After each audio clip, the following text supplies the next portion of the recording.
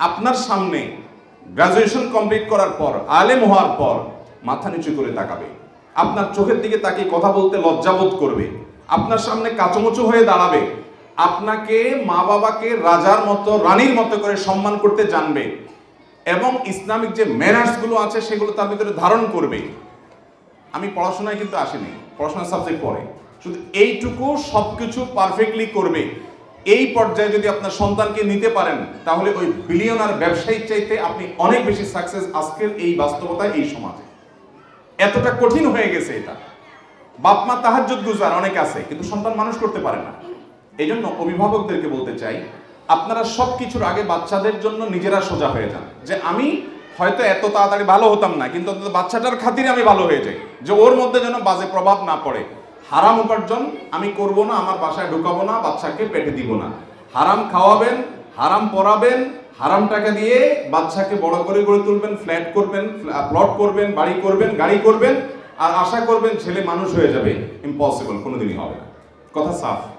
এই জন্য তওবা করেন, আগে যা করছেন না করছেন, এখন নতুন করে সংকল্প করেন। নাম্বার 1। নাম্বার 2, বাচ্চার সামনে নিজেকে মডেল হিসাবে পেশ করতে হবে, আদর্শ হিসাবে পেশ করতে হবে। বাচ্চারা কিন্তু ওয়াজ শুনে আমল করে না, বাচ্চারা দেখে দেখে আমল করে। বাচ্চারা কিন্তু যা দেখে সেটা সে শেখে। আপনি মুখে বলতেছেন মিথ্যা বলতে হয় না আব্বু, কিন্তু আপনি নিজে মিথ্যা বলেন ফোনে আরেকজনের সাথে, তখন বাচ্চা শিখে যে মিথ্যা বলতে হয় না, এটা কথার কথা, এটা হলো বিদ্যা। কিন্তু দুনিয়াতে চলতে গেলে ওই বিদ্যা অনুযায়ী চললে হবে না। এখানে আব্বু আম্মু যেটা প্র্যাকটিস করতেছেন ওইটাই করতে হবে দুনিয়া টিকে থাকতে হলে। এটা ও শিখে বড় হবে। অতএব দিন শেষে ও মিথ্যুকই হবে, দিন শেষে ও চোরই হবে, ও বাটপানি হবে, ও চিটানি হবে, ও প্রতারকই হবে, ও দুর্নীতিবাজই হবে, ও খারাপ মানুষ হবে, ও ভালো মানুষ হবে না।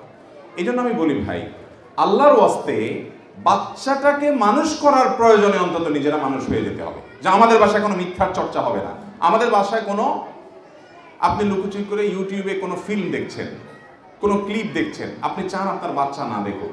ম্যাক্সিমাম পরিবারের অবস্থা, যে বাবা মা চায় যে আমি লুকালুকি করে একটু দেখি, কিন্তু বাচ্চা যেন না দেখে। আপনি দেখবেন, আপনার বাচ্চা দেখবে না, সে ফেরেশতা হবে, এটা কোনোদিনই হবে না। আপনি তার সামনে তার অগোচরে সর্বাবস্থায় নিজেকে ফেরেশতার মতো গড়ে তোলার সংকল্প করতে হবে।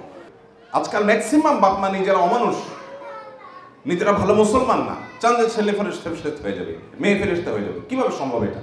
আপনি নিজে মানুষ হওয়ার নিয়ত না করলে অযথা আলেমদের সময় নষ্ট করেন না। আলেমদের অযথা সময় নেই, তাদের হাতে অনেক ব্যস্ততা, অনেক কাজ। এই জন্য আপনাদের নিজেদেরকে সংকল্প করতে হবে। আমি দীর্ঘায়িত করে ফেলেছি।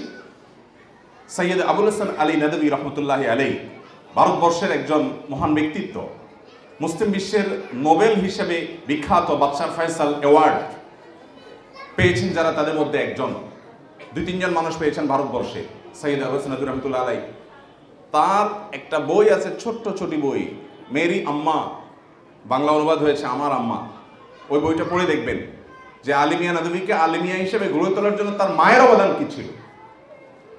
তিনি লিখেছেন যে আমার মা ছোটবেলা, আমি যখন বিছানায় ছোট থাকতাম, তখন জায়নামাজে উনি দোয়া করতেন। একটা বাক্য আমার মুখস্থ হয়ে গেছে। দোয়া কি?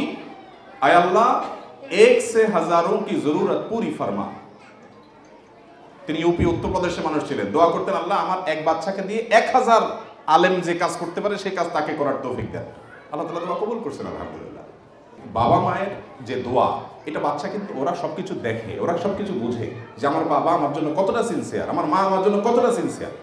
তারা দেখে, তারা খুব ভালো করে লক্ষ্য করে, খুব ভালো করে লক্ষ্য করে যে বাচ্চা আমার বাবা কি করছে, মা কি করছে। যেন আপনাদের প্রতি আমার আবেদন যে আল্লাহর ওয়াস্তে বাচ্চাদের জন্য আপনারা ভালো মানুষ হয়ে যান। মোবাইলে মহিলা আমাদের বোনরা যারা আছেন তাদেরকে বলছি, মোবাইলে আপনারা হারাম খারাপ কিছু দেখবেন না। মিউজিক কখনো শুনবেন না। মিউজিক যে কত বড় ধ্বংস, আমি মিউজিকের পয়েন্টে কেন আনলাম এমনি আনিনি। মিউজিক যে ভাষায় উচ্চারিত হবে সে ভাষা থেকে ভালো কিছু কখনো অর্জন করা যাবে না, কোনো দিনই না। অতএব মিউজিকের ব্যবহার আপনার বাসা হবে না। এখন ইউটিউবে ঢুকলে মিউজিক ছাড়া কিছু নেই, তো প্রয়োজন আমি ঢুকবোই না। আর যদি ফিল্টার করে ব্যবহার করতে পারি করবো। এটা আপনারা করবেন। বাচ্চাদেরকে ভালো কিছু দেখাবেন, দৃষ্টান্ত হবেন, বাবারা সৎ থাকবেন, বাসায় এসে কোনো ব্যস্ততা দেখাবেন না। মায়েরা বান্ধবীদেরকে আড্ডা ফাড্ডা কোনো কিছুতে সময় দিবেন না। বাচ্চাকে দেওয়ার পরে অতিরিক্ত সময় থাকলে অন্যকে দেবো, আর না হলে নেই, শেষ। আর ভালো ভালো ফ্যামিলিগুলোর সাথে সম্পর্ক করবেন, দিনদার ফ্যামিলিগুলোর সাথে সম্পর্ক করবেন। আমি আমার বাচ্চা বলেন, ফ্যামিলি বলেন, আমি চেষ্টা করি যে কোথায় কোন বাসার বাচ্চারা একটু ভালো ভদ্র, কারা একটু আমলদার আল্লাহওয়ালা, কোন বাসার মহিলাটা একটু বেশি দিনদার, পুরুষরা একটু মুত্তাকি পরেজগার, খুঁজে খুঁজে তাদের সাথে আমরা সম্পর্ক করি যে তার সাথে চলে যদি আমি তো তার মতো হতে পারি, যদি তার তাকওয়াটা আমার মধ্যে একটু আসে। ওই জন্য আমাদের এই চেষ্টাটা অব্যাহত থাকতে হবে।